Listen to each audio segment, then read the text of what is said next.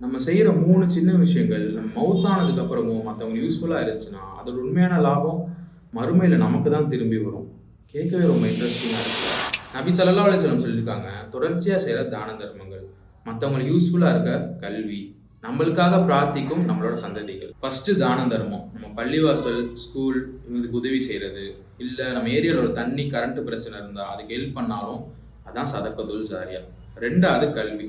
நம்ம சின்னதா ஒரு விஷயத்த கத்துக் குடுக்குறோம். ஃபார் எக்ஸாம்பிள் அலிஃப், செய்யுள், ஒரு துவா எதுவா இருந்தாலும் அவங்களுக்கு யூஸ்ஃபுல்லா இருந்துச்சுன்னா, அது நமக்கு தான் நன்மையா வந்து சேரும். 3வது குழந்தைங்க. நம்ம குழந்தைங்கள நல்ல முறையில வளர்த்து, அந்த குழந்தைங்க நமக்காக செய்ற ஒரு துவாவும் நமக்கு தான் நன்மையா வந்து சேரும். முடிவா என்ன சொல்றேன்னா, ஒரு நல்ல பிசினஸ் மேனுக்கு அடையாளம் அவன் தூங்கும்போதும் அவனுக்கான ப்ராஃபிட் வந்துகிட்டே இருக்கிறது தான்.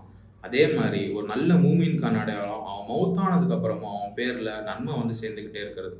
ஸோ இன்ஷா அல்லாஹ் எல்லாரும் நெறைய நன்மை செய்வோம். இத